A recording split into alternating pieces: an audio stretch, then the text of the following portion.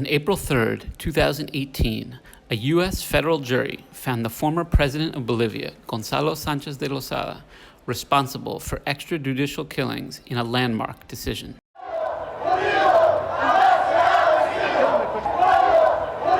In October 2003, indigenous groups in Bolivia shut down the nation's highways for weeks, demanding the nationalization of the nation's gas reserves. Bolivian President Gonzalo Sánchez de Lozada, known as Goni, deployed the military to repress the largely peaceful uprising with deadly force. More than 60 civilians were killed and hundreds injured.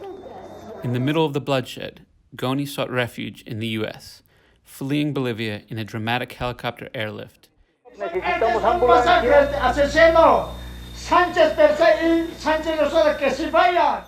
The conflict became known as the Gas War and ushered in a decade of social change headlined by the election of the nation's first indigenous president, Evo Morales, and the nationalization of the nation's gas reserves, leading to a decade of unprecedented economic growth.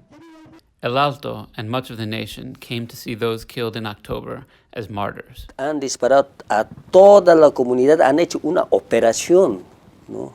Eso es lo que ha pasado. Para esto es el culpable el Gonzalo Sánchez de Lozada, ¿no? Él es el gobierno, la máxima autoridad y el capitán general de las Fuerzas Armadas, ¿no? El día que me lo han matado, yo me he decidido buscar la justicia. More than 14 years later, a federal court in Florida accepted a civil suit brought by 8 victims' families.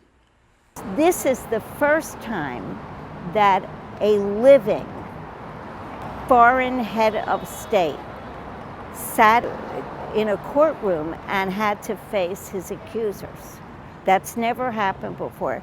So this is the first time where the victims actually got to turn and look at the defendants and say, look what you did to me and to my family and to Bolivia. En ese momento uno no se da cuenta cómo se siente porque el dolor y la desesperación es uno capaz de decirle, gritarle o decirle él es el responsable de esta muerte, que por qué no había solucionado, porque mi esposo no hubiera muerto, ¿no? Para mí, él hizo, o sea, es un asesino en sí.